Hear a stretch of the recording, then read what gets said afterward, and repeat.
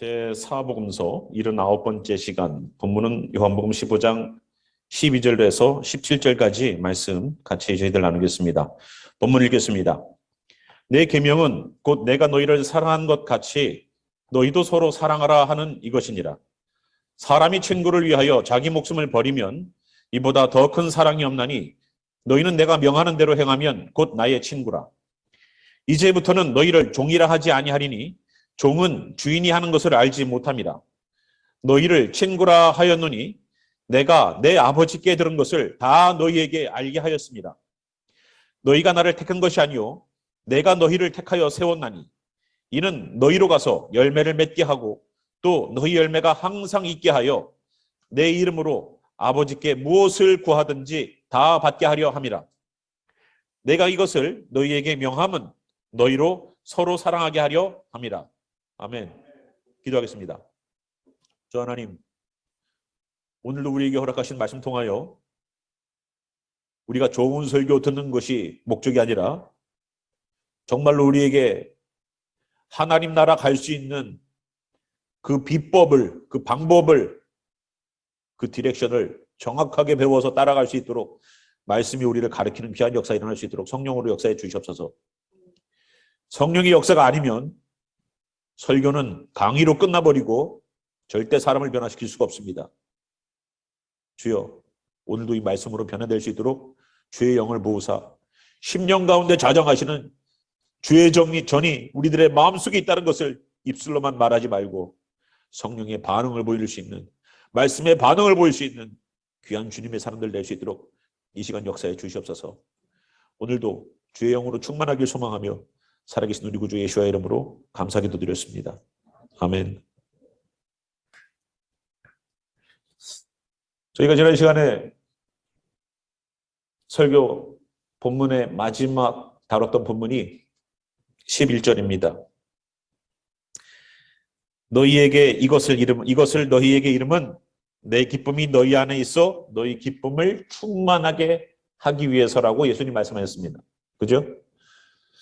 예수님의 기쁨은 고난 가운데서 맺어지는 열매였었어요. 이 요한복음 15장은 열매에 관한 이야기를 합니다. 그렇죠? 열매에 관한 이야기를 해요. 그래서 우리가 열매가 무엇인지, 열매를 어떻게 맺어야 되는지에 관한 이야기를 합니다. 집에서 무엇인가를 하나라도 키워보신 분들은 열매에 대한 이야기를 여러분 잘 이해하실 수 있을 겁니다. 열매를 심고 그 열매가 달리고 깻잎 하나라도 뜯어 먹으려면 물을 주고 하는 수고를 해야 됩니다. 김도 매주고 어디에서 뭐가 잘 자란다 그러면은 제가요 저 양계장에 가서 닭똥도 퍼온 적이 있습니다. 닭똥을 퍼갖고 이렇게 하면은 잘 자란다고 진짜 너무 잘 자라더라고요. 우리는 농사를 해보면 정말로 우리의 모든 목적은 열매에 달려있다는 것을 알게 되고요. 열매가 달리는 그 순간에는요 얼마나 기쁜지 몰라요. 그렇죠? 얼마나 막 주렁주렁 달릴 때마다 와 이거 누구랑 나눠 먹을까 생각하죠. 이거 너무 많은데 나 혼자 먹기에도 벅찬데 근데 열매가 생기니까 나눠 먹죠. 기쁨을 나누는 거예요. 예수님도 십자가를 지시는 고통이 곧 기다립니다. 15장이 끝나고 16장이 끝나고 17장이 끝나고 그 다음부터는 뭐예요? 십자가 지는 날이에요. 곧 몇 시간 후면은 예수님이 십자가를 지는 고통 가운데 들어가요. 겟세마네 동산에서 기도하실 때는 땀방울이 핏방울처럼 보일 정도로 흐르는, 송글송글 맺힌 것이 아니라 줄줄 흐르는 것처럼 땀방울이 그렇게 흘렀다는 겁니다. 얼마나 그것이 힘든 일이었었습니다. 십자가를 지는 일은 결코 쉬운 일이 아니고 결코 평범한 일이 아니에요. 우리 보고 십자가를 지라고 그러니까 우리는 다 도망갔습니다. 예수님이 제자들 보고 너희도 나처럼 십자가를 지고 나를 쫓아오려고 했더니 십자가를 져라고 말했는데 그렇게 얘기를 했더니 예수님 십자가 지는 거 보고서 다 도망갔어요. 예수님의 제자들도 힘든 일이 십자가 지는 일이에요. 우리는 옆에 사람이 조금만 어렵게 하면 우리는 십자가 진다라고 얘기를 합니다. 정말로 십자가가 그거밖에 안 된 줄 아세요? 그리고 십자가가 그건 줄 아십니까? 십자가는 영혼을 살리는 십자가였었어요. 내 마음이 힘들다고 내 삶이 힘들다고 옆에 사람이 나를 괴롭게 한다고 그것은 십자가가 아니에요. 십자가는 그 과정들을 통해서 내가 주님의 사람으로 만들어지고 이 과정들을 통해서 누군가를 용서할 수 있는 자리, 십자가를 지면서도 저들의 죄를 용서하소서라고 말할 수 있는 그 자리로 가는 게 십자가예요. 그런데 우리는 자꾸만 어려운 일만 생기면 그것이 나에게 십자가라고 그러고, 그리고 나를 보는 게 아니라 옆에 사람을 봐요. 아우, 나의 십자가. 나를 괴롭게 하는 사람 잘못 해석하고 있죠. 내 맘대로 해석하고 있습니다. 그 십자가 짐이 있음에도 불구하고 예수님은 나의 기쁨을 우리들과 나누기를 원한다고 예수님이 지난 시간에 말씀하셨어요. 그 기쁨이 뭐겠습니까? 고통스럽지만 고통의 시간을 통과하면 사람의 영혼을 영생하는 나라로 보낼 수 있는 길을 만들어 놓기 때문에 기쁜 거예요.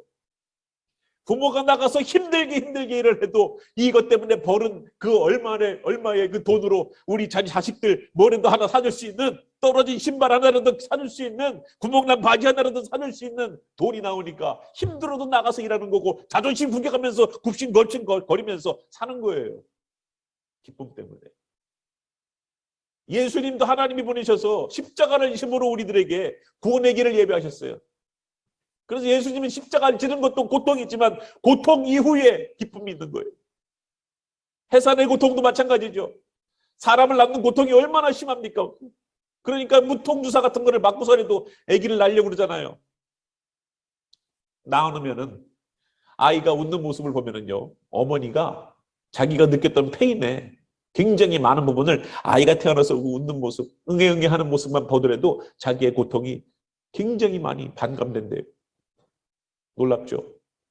고통을 기쁨이 이겨버려요. 그러니까 기쁨이 고통을 이겨버려요. 기쁨이 고통을 이겨버려요. 그죠? 놀랍죠? 그래서 예수님의 기쁨은 바로 그 기쁨인데, 예수님만 기쁜 게 아니라 이제 우리 모두 보고도 예수님의 기쁨을 나눠주고 너희들도 기쁨이 충만하기를 원한다는 거예요. 그러면 우리들의 관점은 어떻게 될 것 같아요? 예수님처럼 생각하고 예수님의 관점을 가지고 봐야지만 기쁜 거예요. 예수님을 믿는 사람들, 구원으로 갈 수 있는 사람들, 예수님을 거부했던 사람들이 회개하고 예수님 앞으로 나오는 그런 일들을 기뻐함을 통하여서 하나님 나라를 이루시려고 하는 것을 제자들도 똑같이 보고서 기뻐해야 된다는 얘기예요. 예수님은 영혼들이 추수되는 것을, 영혼들이 예수님 믿는 것을, 영혼들이 구원의 나라로 갈 것에 대하여서 기뻐함으로 십자가를 지셨는데, 우리가 만약에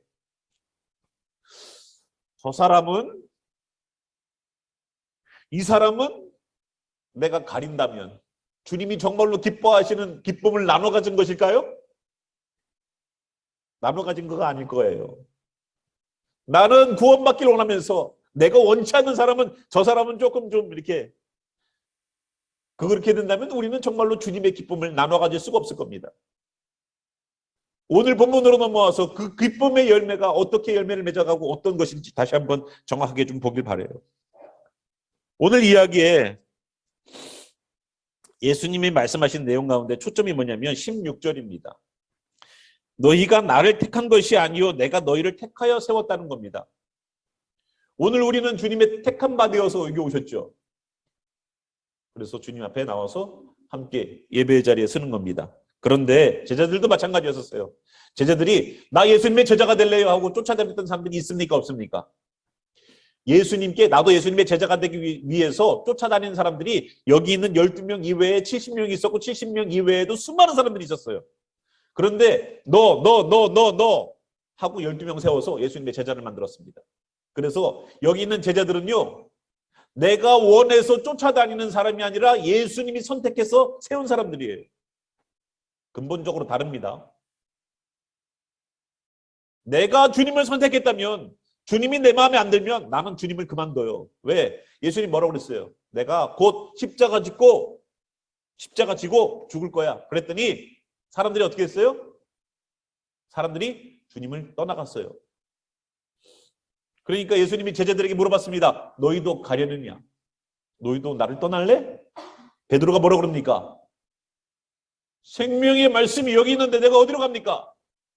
아주 베드로는요, 아주 그냥 적재적소에서 아주 성격도 물론 급해가지고 사고도 많이 치지만 중요한 고백들은 베드로가 다 하더라고 보니까. 아니에요? 여러분, 사고 조금 쳐도 주님 앞에 중요한 고백할 때는 할 수 있는 그런 성도가 되길 바라요. 사고 치겠는데 조심해야 되겠다. 자, 그래서 여기 있는 것처럼 예수님이 선택해서 제자들을 만들어놨는데 목적이 있어요. 그건 뭐냐면, 이는 이는 왜냐면 너희로 가서 열매를 맺게 한다는 거예요.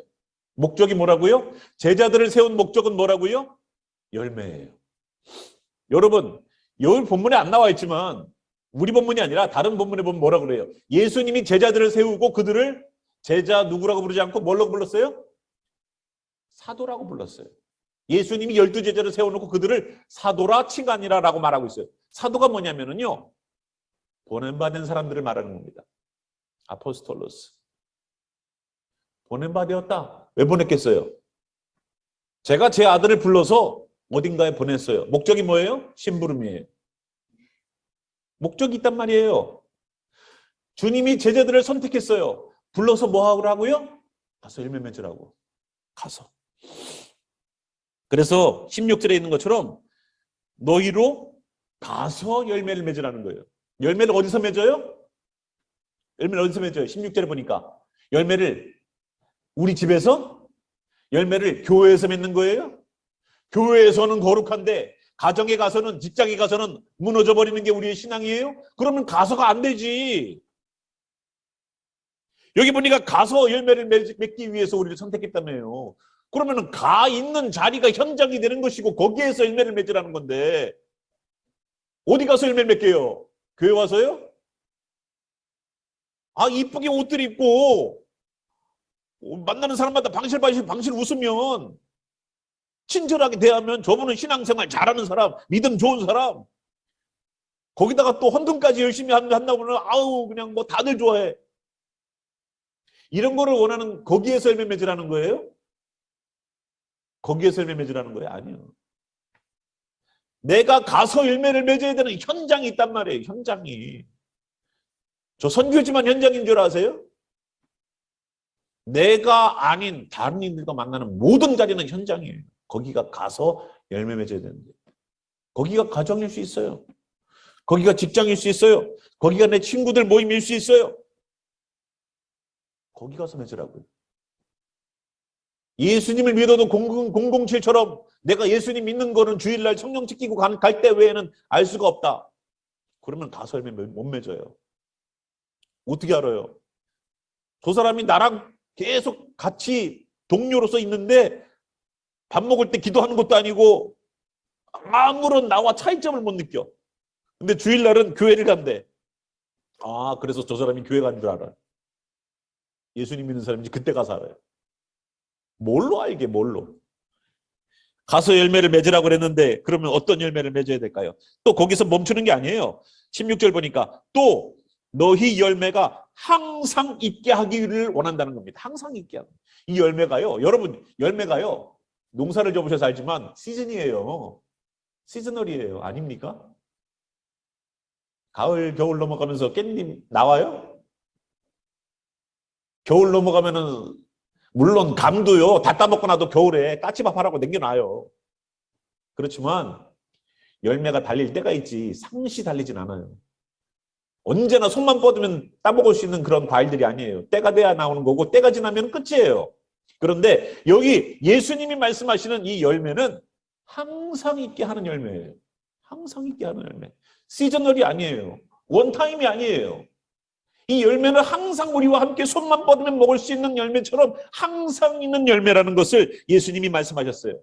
제자들을 세우시고 그들을 보내셔서 열매 맺게 하시는데 그 열매는 항상 있게 하겠다고요.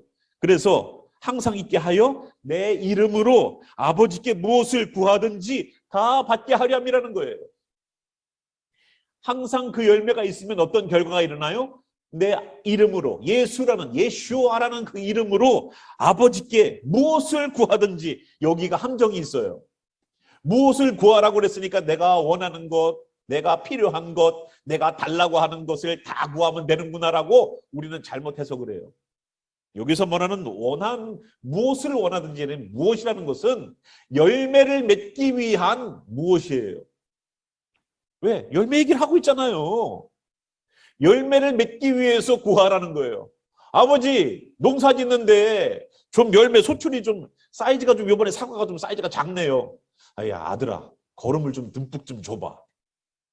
거름을 주는 거예요. 아버지, 농작물이 어디 있는지 잘 모르겠어요. 야, 잡초를 좀 베야지. 그것이 열매를 맺기 위한 무엇이든 구하는 구함이에요.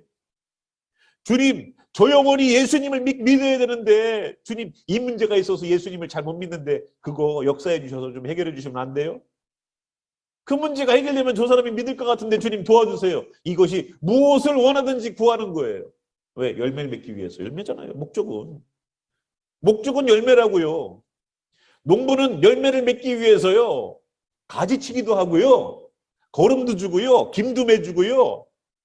열매를 맺을 수 있는 모든 방법을 다 동원을 해요. 그리고 나서 하늘만 보는 거예요. 비 좀 내려야 되는데 하고. 내가 할 거를 다 하고서 하나님께 기댄다고요. 아, 비가 오면 가갖고 농소로라도 끌고 와야지. 양수기 동원해서. 어떻게 쓰든 열매 맺게 하기 위해서. 교회가 해야 되는 일은 그럼 뭘까요? 사람들이 열매를 맺을 수 있도록 공급해 줘야 돼요. 누군가가 좀 말씀이 좀 필요한 것 같아요. 말씀을. 성경에 대해서 좀 알고 싶어요. 그럼 성경에 대한 공부를. 필요한 게 있으면 공급해서 그 양분을 먹고 열매를 맺을 수 있는 환경으로 만들어낼 수 있도록. 이것이 오늘 우리가 읽은 본문에 기쁨으로 주님께서 지난번에 말씀하신 것처럼 기쁨으로 나의 기쁨을 너희들도 충만하기를 원한다 라고 말씀하셨던 그 열매가 달림의 기쁨이 어떻게 맺어지는지에 대한 이야기를 좀 해야 돼요. 분명히 제자들을 보내실 때 열매 맺으라고, 그리고 항상 그 열매가 있게 하기 위해서라는 겁니다. 그런데 이 열매가 무엇인지를 우리가 좀 봐야 돼요. 그 열매는요, 그냥 맺어지는 게 아니라 12절과 17절에 오늘 읽은 본문에 샌드위치처럼 앞에 장과 뒤에 장처럼 그리고 가운데 가장 중요한 페리가 뭐예요? 16절이었었어요.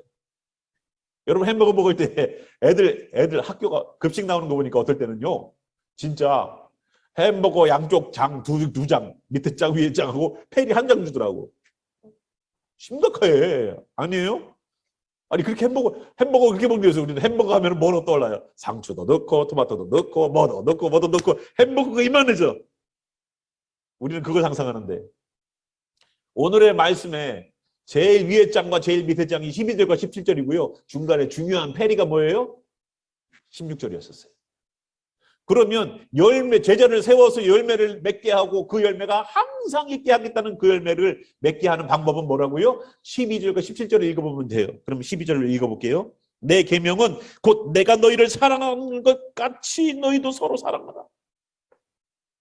17절 읽어보니까 뭐라고 그래요? 내가 이것을 너희에게 명하면 너희로 서로 사랑하게 하려 합니다. 앞에하고 뒤에하고가 똑같은 재료예요. 빵이에요. 그죠? 사랑이라는 빵이에요. 후안 카를로스 목사님이 이런 말씀하셨죠? 사랑은 빵을 만들 때 들어가는 밀가루와 같습니다. 빵을 만들 때에 밀가루가 들어가지 않는 빵이 어디 있어요? 그런 것처럼 사랑이라는 것이 주님의 사역을 하는데 가장 베이직 인그리디언트라는 거예요. 사랑 없이 하는 모든 행동은 그러면 뭐가 돼요? 종교 활동으로 떨어지는 거예요. 똑같은 일을 해도. 오늘 우리가 예배를 드려요. 예배를 드리는데 사랑이 없어. 어떤 사랑? 주님을 사랑하는 사랑이 없어. 내가 정말로 주님을 사랑합니다. 내가 주님을 사랑해서 예배 자리로 섰어요. 이 사랑이 빠지고서 예배 자리에만 쓰면 뭐가 돼요? 종교 활동이 된다고요. 종교 활동. 기독교라는 종교를 믿는 종교 활동. 절에 가서 삼천배를 하는 것처럼 저 알라를 믿는 분들이 쇼핑센터든 어디든 시간 딱 되면은 돗자리 깔고서 메카를 향하여서 절하는 것처럼 종교 활동이라고요. 기독교는 종교가 아니에요. 살아계신 하나님을 섬기는데 어떻게 종교입니까? 살아계신 그분을 경배하는데 어떻게 그것이 종교예요? 종교라는 카테고라이즈드 해야 되니까 종교라고 쓰는 거지. 기독교는 종교가 아니에요. 사람이 만들어 놓은 그런 단체가 아니에요. 하나님이 만들어 놓은 단체예요. 누가 경전을 쓰기 위해서 모하멧이 계시를 받았다. 조셉 스미스가 계시를 받았다. 각 종파마다 계시를 받아서 성경을 쓴 사람이 있어도 수천 년에 걸쳐서 수많은 사람들이 하나님의 영감으로 쓰여진 책, 그 책들을 여러분들이 보고 계시지 않습니까? 그래서 정말로 여기 있는 말씀들처럼 사랑이라는 인그리디언트가 열매를 맺는데 얼마나 중요한지를 예수님은 2번 강조하신 거예요. 제일 앞과 제일 뒤에. 사랑하기 때문에 예수님이 뭐를 지신 거예요? 십자가를 지신 거예요. 사랑하기 때문에. 왜 부모들이 나가서 고생한다고요? 나 혼자 먹고 살 거면요. 저는 일용직해요. 나 혼자 먹고 살 거면. 내 방세 내고, 내가 낼 거 조금씩 내고, 그리고 예?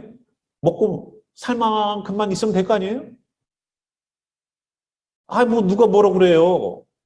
티셔츠가 구겨지든 말든 양말이 빵꾸가 하나든 뭐가 나든 뭔 상관 있어. 나 혼자 사는데. 그런데 처자식이 있으면 어떻게 돼요? 좋은 것으로 기준이 바뀌어버려요. 그냥 막 갖다가 그냥 사서 입혀요? 비교 분석을 얼마나 하는지 몰라, 인터넷으로. 아유, 그냥 머리가 아파, 그냥. 요즘 아마존까지 나와갖고 그냥.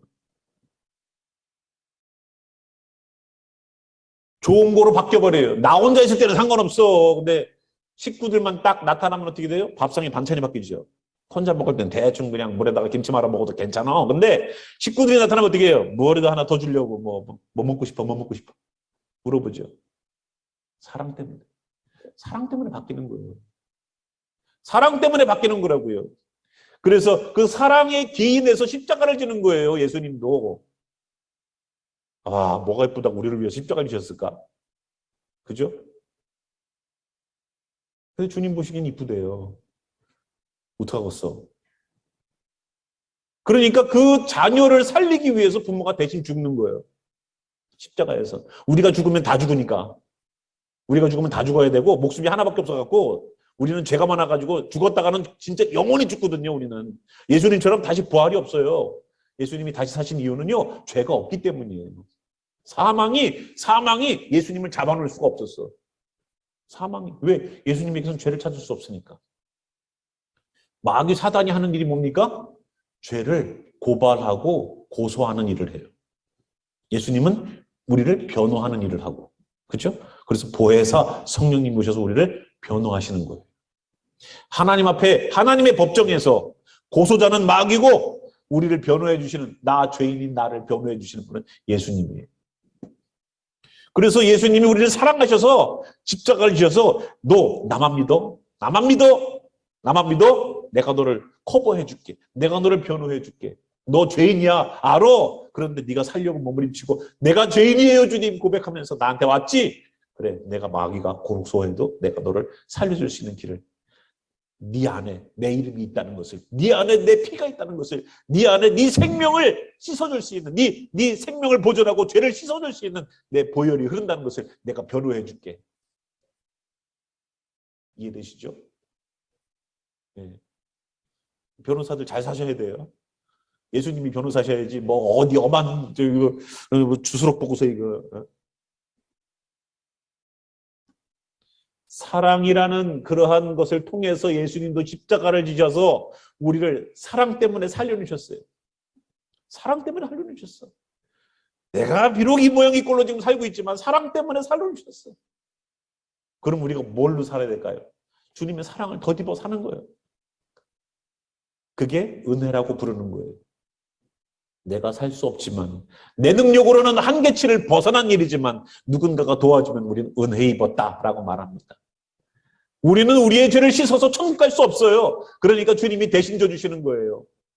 죄 없으신 분이 다시 부활하여서, 죄 없으신 분이기 때문에 사망이라는 마귀가 더 이상 예수님을 붙잡아 놓을 수 없어서 그것을 사망을 이기고 살아나는 예수님의 역사를 통해서 사망을 이기는 부활로 나오는 거예요. 그래서 예수님을 믿으면 뭐가 따라오는 거예요? 부활이 따라오는 거예요. 우리에게도 부활이 있다 없다? 예수님이 보여주셨잖아요. 먼저 걸어가면서 야, 십자가를 지고 나를 쫓아오너라. 죽으라는 말만 있는 게 아니에요. 죽고자 원하면 살 길이 열려요. 그래서 예수님도 서로 사랑하라고 말하면서 13절부터 보니까 사람이 친구를 위하여 자기 목숨을 버리면 이보다 더 큰 사랑이 없나니. 그리고 우리를 뭘로 부르셔요? 친구를 위해서 죽는 것이 가장 큰 사랑이래요. 가족을 위해서 죽는 건 있을 수 있죠. 가족을 위해서는 죽을 수 있죠. 자녀를 위하여서 모르겠어요. 부부 사이는. 그죠? 부부 사이는 모르겠어요. 여러분이 얼마만큼 여러분의 남편과 아내를 사랑하는지에 따라서. 자, 하지만 우리를 위하여서 죽는 예수님은요, 우리를 친구라고 불렀어요. 친구를 위해서 죽는 게 쉬울까요? 친구를 위해서 죽는 분 쉽습니까? 가족을 위해서 죽는 케이스들은 종종 들어요. 그죠? 토네이도가 오니까 애들은 집에 있는 매트리스, 침대 매트리스 2개를 붙여가지고 샌드위치 만들어가지고 애들 3명을 다 집어넣고 끈으로다가 그냥 그걸 묶어놓고 엄마가 못 들어가니까 그 침대를 갖다가 그냥 끌어안고서 그냥 토네이도를 견뎠는데 엄마는 돌아가시고 애들만 살아났어요. 가족끼리는 사랑할 수 있어요. 목숨 내놓고 지킬 수 있어. 근데 친구는 여러분들 같이 운동하시는 분들, 뭐 같이 골프도 치는 분, 여러분 그 옆에 있는 분들 같이 골프 치는 분들과 목숨 내놓고 죽을 수 있어요? 같이 회사 직장 동료 그분을 위해서 목숨 내놓고 죽을 수 있어요? 굉장히 어렵죠. 이거는 불가능한 일이죠. 거의 죽어도 네가 죽어야지 왜 내가 죽니? 그죠? 그래서 친구를 위해서 죽는 것이 진짜 큰 사랑이라고 예수님 얘기를 해요.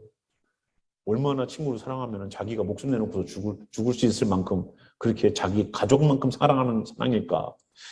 그런데 14절 보니까 너희는 내가 명하는 대로 행하면 곧 나의 친구라는 거예요. 우리를 뭘로 삼아주셨다고요?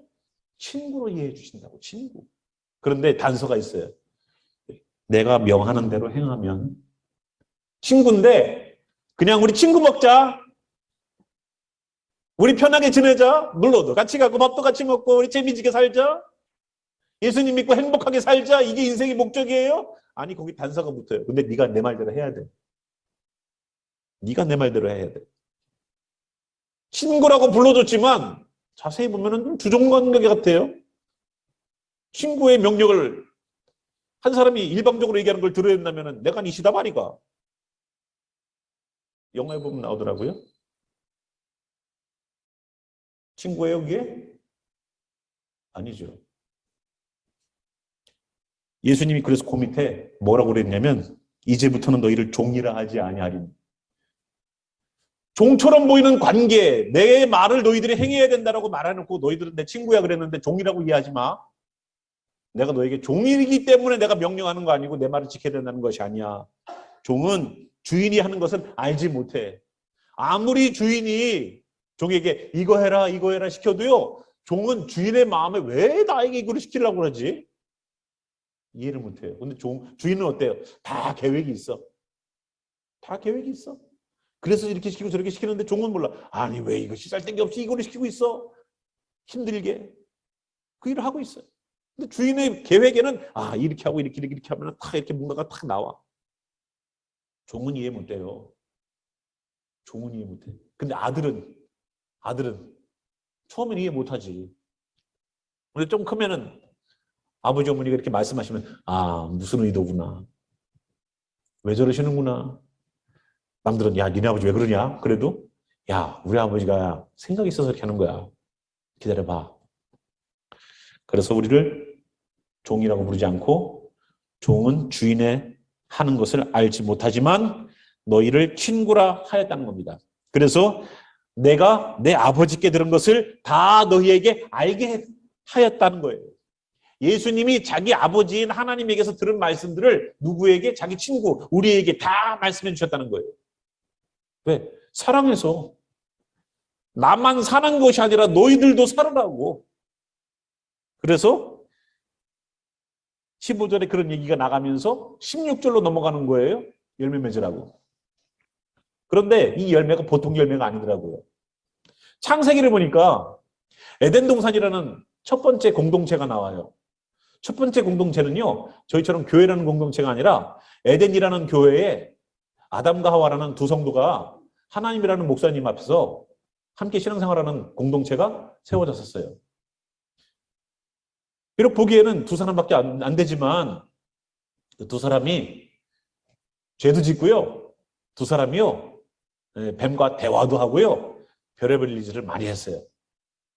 하나님을 피해서 숨기도 하고요. 자, 그런데 그 창세기 2장 15절, 17절을 보면요.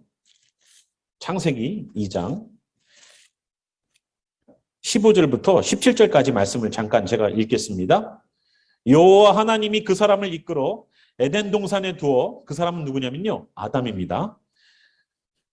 에덴 동산에 두었습니다. 그것을 경작하며 지키게 하였고 여호와 하나님이 그 사람에게 명하여 이르시되 동산 각종 나무의 열매는 내가 임의로 먹으라는 거예요. 이 동산에 있는 나무의 과실은 네가 마음껏 따먹으라는 거예요.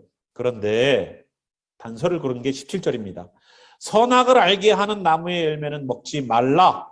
내가 먹는 날에는 반드시 죽으리라 하시니라. 자, 이 에덴 동산에는 수많은 나무가 있겠죠. 여러분들이 좋아하는 과일이 무엇인지는 제가 잘 모르지만 모든 과일이 있을 수도 있을 거예요. 막 시도 때도 없이 나면 오늘 딸기, 오늘은 수박. 에덴 동산이면 좀 더운 데 있을 거 아니에요. 수박 팍 해가지고 겨울에 넣어놨다가. 자, 그런데 하나는 먹지 말라는 거예요. 선악을 알게 하는 나무. 결국은 이거 따먹어서 우리가 지금 요 모양 요 꼴로 사는 거잖아요. 그죠? 죄 때문에 맨날 교회 와갖고 주님 잘못했어요. 맨날 믿잖아요. 그죠? 눈물도 안 나와 이제는. 아유. 그런데 에덴 동산에는요. 선악과만 있는 게 아니었었어요. 자, 3장으로 넘어가겠습니다. 창세기 3장입니다. 창세기 3장 22절부터 볼게요. 아담과 하와가 죄를 범했습니다. 죄를 범한 이후에 어떠한 하나님의 행동을 했는지를 우리가 관찰해 봐야 돼요. 22절 보니까 여호와 하나님이 이르시되 보라 이 사람이 선악을 아는 일에 우리 중 하나같이 되었으니 그가 그의 손을 들어 생명나무 열매도 따먹고 영생할까 하노라. 그러면 에덴 동산에는 무슨 나무도 있어요? 생명나무도 있다는 거예요. 그런데 생명나무를 따먹지 말라고 했던 나무 가운데 있었습니까? 아니면 임의로 먹어도 되는 나무 가운데 있었습니까? 임의로 언제나 따먹을 수 있는 나무예요. 이 생명나무는 여러분 잘 아셔야 돼요. 생명나무는 보면은 만병통치약이라고 생각하시면 돼요. 생명이니까. 내가 몸에 병이 들었어요. 그러면은 생명나무를 따먹으면 그것이 치료가 돼요. 왜? 목숨나무가 아니고 생명나무니까. 우리에게 새로운 생명을 부여하니까. 숨이 꼴딱꼴딱 넘어가는 아저씨에게 그 생명나무 열매를 먹이면 어떻게 될까요? 살아나니까. 그래서 여기 있는 것처럼 22절에 나온 것처럼 그가 손을 뻗어 생명나무도 열매 따먹고 뭐 할까봐? 뭐 할까봐? 영생할까봐. 영생할까봐. 생명나무 따먹고서 영생할까봐 엘로힘, 성부, 성자, 성령 하나님께서 그거에 대해서 고민하시는 거예요. 23절 여호와 하나님이 에덴 동산에서 그를 내보내어 그의 근원이 된 땅을 갈게 하시니라. 24절 이같이 하나님이 그 사람을 쫓아내시고 에덴 동산 동쪽의 그룹들과 여기는 우리 말 성경에는 그룹이라고 나와서 아 영어의 그룹이구나. G-R-O-U-P예요? 아니에요. 케루브, 천사, 케루빔, 복수, 천사들을 말하는 거예요. 그래서 여기는 그룹들은 케루빔이라는 하나님의 성막 가운데에 있는 지성소 안에 있는 법궤 위에 케루빔 두 천사가 날개를 앞으로 뻗어서 저쪽에도 오른쪽에 왼쪽에 그 지성소의 법궤를 덮고 있는 두 날개 갖고 있는 두 천사를 케루빔이라고 불러요. 그래서 그 하나님이 부리시는 영체 그러한 영적인 존재를 바로 에덴 동산 동쪽에 두었고요. 또한 두루 도는 불칼, 두루 돌아다니는 불칼이래요. 이거를 본 사람이 이렇게 표현했지만 지금으로는 우리가 뭔지 모르겠지만 여러분 상상하기로는 여러분 박물관 같은 데 가면은 두루 돌아다니는 불칼이 있을까요? 없을까요? 레이저로다가 쫙 미션 임파서블 같은 데 보면 쫙 깔려있죠. 그럴지도 몰라요. 그래서 불칼을 두어 생명나무의 길을 지키게 했다는 거예요. 결국은 생명나무 열매를 못 따먹겠다는 거예요. 그 생명나무 따먹고서 생명나무 열매를 따먹고서 영생할까 봐. 자, 오늘 본문으로 돌아옵니다. 그러면 오늘 우리가 열매 하는데 그 열매는요, 우리 가지에서 달리지만, 우리가 가지인데 여기에서 달리지만 어떠한 열매일까요? 예수님은 나는 뭐라고 그랬어요? 참 포도나무요. 그러면 포도나무에서는 뭐가 달릴까요? 예, 포도. 나에게서 달리는 것은요, 그러면 예수님이 참 포도나무라고 나는 참 포도나무라고 1절에 얘기했는데, 그러면 우리 가지라는 곳에서 달리는 것은 뭐가 달려야 되냐고요? 뭐가 달려야 될까요? 예수님이 달려야죠. 포도가 달리는 게 아니라 예수님이 달려야죠. 그래요, 안 그래요? 나는 참 포도나무요라고 말했으니까 예수님이 참 포도나무잖아요. 그러면 우리에게서 달려야 될 열매는 뭐라고요? 예수님이 달려야 돼요. 그래요, 안 그래요? 아니에요? 사과가 달려야 되나? 포도가 달려야 돼요? 진짜? 예수님이 달리셔야 돼요. 예수님이라는 열매가 맺어져야 돼요. 예수님이 우리에게 있어서는요, 영생을 보장해 주는 열매예요. 그래서 우리에게서 나타나야 될 열매는 바로 예수님이에요. 우리에게서 누가 나타나야 돼요? 예수님이 나타나야 돼요. 저 사람을 보면 예수님을 보는 것처럼, 저 사람을 보면 예수님의 성품이 보이는 것처럼, 저 사람의 삶을 보면 예수님의 삶을 보는 것처럼, 저 사람의 걸음을 보면 예수님이 걸어가신 길을 보는 것처럼 예수님이라는 열매가 달려야 돼요. 그 예수님이 달리셨기 때문에 영원히 보장되는 그런 열매이기 때문에 여기 16절에 나온 것처럼 열매가 항상 있게 하기를 원한다는 거예요.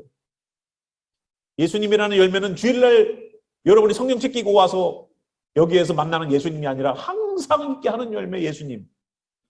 내 삶에서 항상 있게 존재하게끔 만드는 예수님.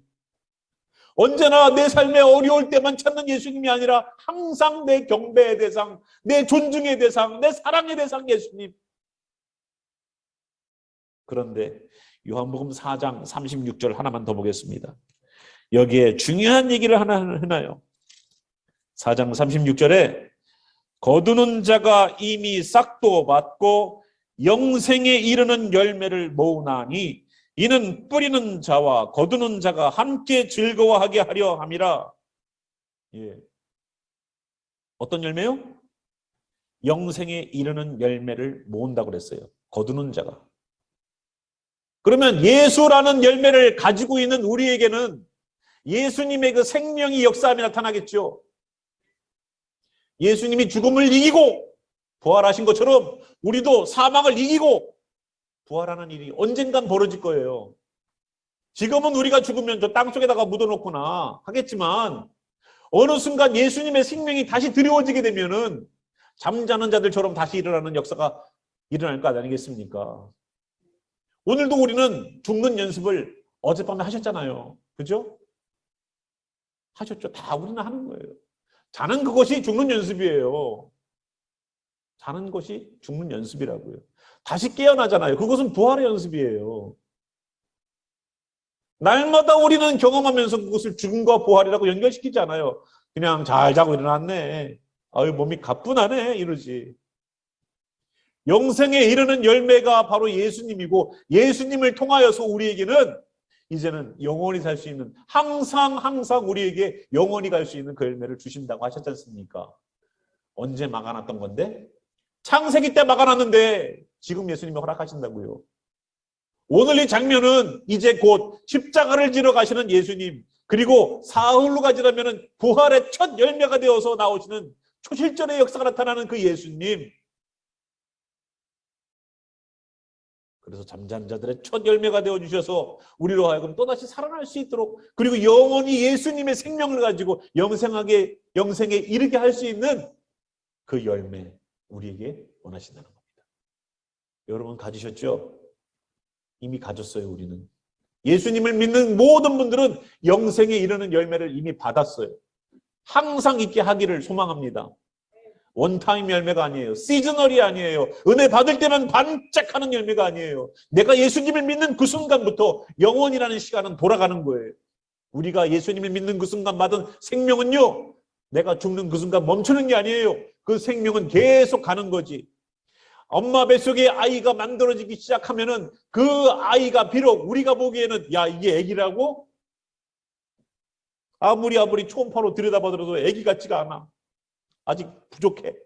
그래도 생명이라고 태어나면은 그 태어난 아기의 심장 박동 소리가 아기가 태어나서 엄마에게서 탯줄을 끊어가지고 영양분을 공급을 끊고 숨쉬는 모든 관계를 다 끊어도 밖에 나오니까 응애 하고 울면서 받고 폐로 호흡하기 시작하고 엄마 젖을 먹고서 살이 오르기 시작하고 잠을 자고 그러면서 어떻게 돼요?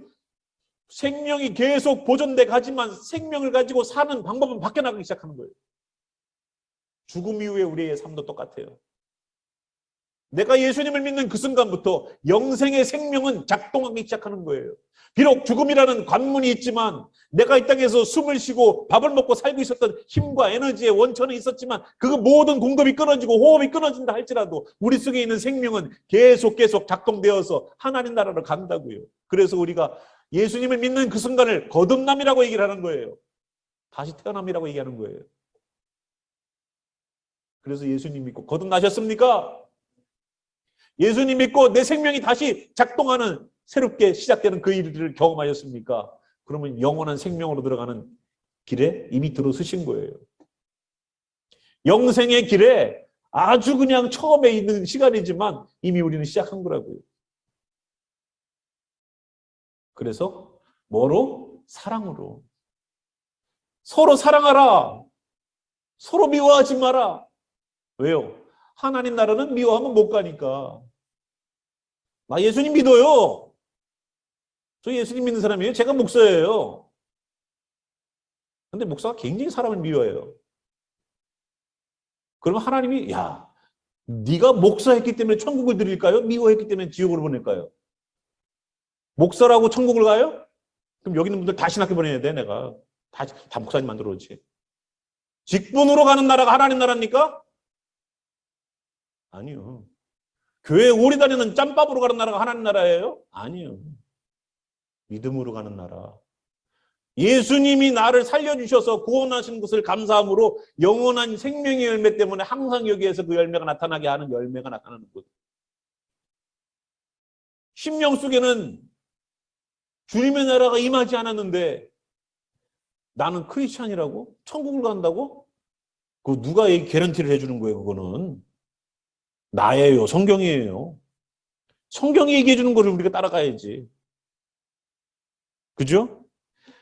그래서 창세기부터 막아놨던 그 생명나무 열매를 이제는 우리도 이제 그 에덴 동산이 오픈되는 거예요. 아무리 천사들을 통해서 막아놓고 불칼로다가 다 두루 다니면서 못 들어오게 그 길을 딱 막아놔도 이제는 예수님이 뭐라고 그랬어요? 이제 가서 열매 맺어라. 길을 열어놓으셨어요. 얼마나 기쁜 날이에요. 8월 15일 라디오를 트니까 일본 천황의 목소리가 들려요. 아나나 뭐라고 했나 모르겠어요. 일본말 하시는 분들은 알겠지만 그 얘기를 딱 듣는 순간 사람들은 어떻게 돼요? 대한독립 만세! 어디서 꼼수하는지 벌써 택기 끊었어. 와, 택기 만들면 안 되는데 어디서 꼼수가 나왔는지 벌써 택기가 나와. 막 만세를 부르면서 뛰어나옵니다. 그 소식이 오늘이에요. 오늘 우리처럼 가서 열매 맺어. 영원히 열매 맺어. 내가 너희와 함께 할 거야. 서로 사랑해. 내가 너희를 사랑한 것처럼, 친구를 사랑하는 것처럼, 내가 목숨을 내놓고 너희를 살리는 것처럼 그 해방의 기쁨의 이야기를 나누는 시간이 바로 오늘이에요. 예수님이. 하나님이 그렇게 창세기에 그냥 불담 쌓아놓고 그냥 못 들어오게 그냥 따먹으면 안 된다고, 이거 생명나무 영생한다고 막 그렇게 꽁꽁꽁꽁 싸맸던 그 생명나무 예수 그리스도를 이제는 우리를 위해서 십자가를 지는 시간이 불과 몇 시간 있다가 남았어요. 겟세마네 동산에 가서 땀방울이 핏방울이대로 기도하시고 가룟 유다에게 팍 팔려가지고 몇 시간 후면 십자가를 져요. 여러분, 예수님은 우리를 너무 사랑해서 기쁨의 열매 우리들에게 나눠주길 원하고 우리 또한 그 기쁨의 열매를 가지고 살기를 소망하십니다. 이제 막아놨던 그 생명을 이제 우리에게 터뜨려 놓으셨어요. 얼마나 감사해요. 이제 허락받았어요. 이제 받을 수 있어요. 이제 누릴 수 있어요. 얼마나 감사해요. 얼마나 감사해요. 그동안 구약에 있는 모든 사람들이 그 생명나무를 한 번도 먹은 적도 만진 적도 아담조차도 더 이상 못 먹을 그런 상황이 됐는데 우리에게는 그 생명나무가 주어져서 그 열매를 맺게끔 하는 기회가 주어졌어요. 우리들의 삶에 예수님이 달리길 바라요. 우리들의 삶에 예수님의 열매들이 달리길 바라요. 예수님의 마음으로, 예수님의 성품으로 오늘을 살아내십시오. 그래서 항상 우리가 손을 뻗을 때마다 열매를 항상 있게 하기 위해서 오늘도 우리 속에 예수 그리스도의 역사가 항상 있게 하기 위해서 우리 삶을 절제하고 우리 삶을 돌아보고 내 삶에 예수 그리스도가 항상 넘칠 수 있도록 여러분 우리들의 삶을 주님께 드리는 우리가 되길 바랍니다. 함께 우리 일어나셔서 찬양 가운데 함께 우리 모습 돌아보면서 기도했으면 좋겠어요. 주님, 열매 맺으라고 했는데 주님, 이 모양으로는 열매 맺기 힘들죠? 그런데 아버지가 농부시자고 그랬잖아요. 아버지가 농부라고 그러셨잖아요. 주님, 내 안에 끊어내야 될 것을 끊어주셔서 깨끗게 해주세요.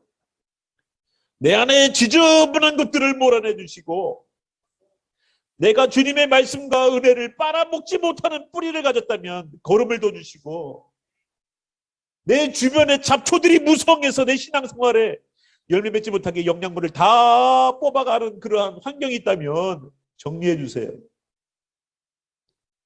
오늘도 예수의 생명의 열매, 영생에 이르는 열매를 맺게 하기 위해서 우리에게 역사하시고 그 길을 터놓으신 예수님의 사랑과 은혜를 다시 한번 감사하는 마음으로 주님, 내 가지에서 내 삶에서 예수님이 나타나게 해주시고 예수님이 나타나서 역사하는 그 열매들이 나타나게 해주세요. 항상 있게 해주세요. 내 자신을 드려요.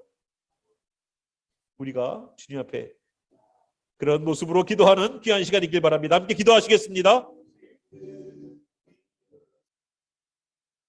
살아계신 우리 아버지 하나님,